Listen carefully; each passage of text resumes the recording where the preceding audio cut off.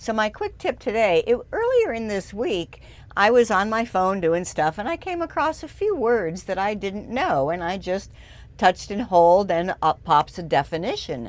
And it was so helpful, and I thought, gee, if people don't know how to do that, this is a good tip. So let me show you. First, on the Android, I'm just going to go into my Kindle app,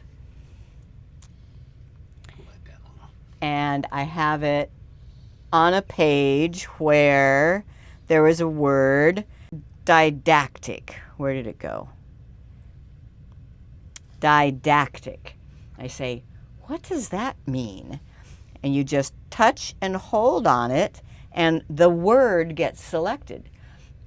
And in the Kindle app, it immediately pops up with the dictionary definition. Unless this is the very first time you've done that, then it asks you to install the dictionary. But after that, that's all you have to do. Touch and hold, it selects the word, boom, up pops the definition. Now, there's other things you can do, though. Let me go to Geeks on Tour website. And let's say that you've led a very sheltered life and you don't know what a podcast is. You just touch and hold. Now, a dictionary doesn't pop right up. In fact, there is no actual dictionary. It says copy, share, select all, but then there's 3 dots. That means more. Tap the 3 dots. And there's still no dictionary, but there is web search, and that's going to tell you what the word means. So I selected podcast, I tap on web search, and I get podcasts are on-demand, episodic audio or video. That's what we do. Files usually distributed via RSS feeds. So that's how you get a definition just on any web page. Touch and hold to select the word. Now, if you want more than a word, then you just drag the little markers. So let me, now I'm going to switch to the iPhone just to show that it works on both. And let's look at a website. I just go to Chrome, and it's this website, and it's in German. So I say, well, I want to read this. I was told to go to this website for something that I wanted to see. You touch and hold on a word, but notice how you have these little bars. You can drag, so you select the whole paragraph. It originally only shows you copy, but there's this little arrow, kind of like the 3 dots. And one of the things you can do is translate. So it shows you the original German, and then there it is in English.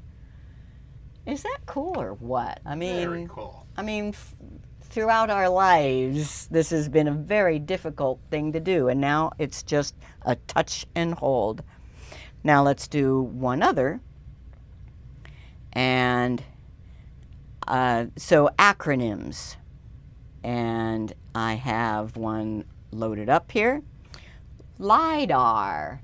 LIDAR came up in conversation here on the ship this one, so now I see it. I can touch and hold and tap the right arrow and search with, I don't need it translated, and there is no actual definition, so I search with Google, and it's going to tell me what LIDAR is.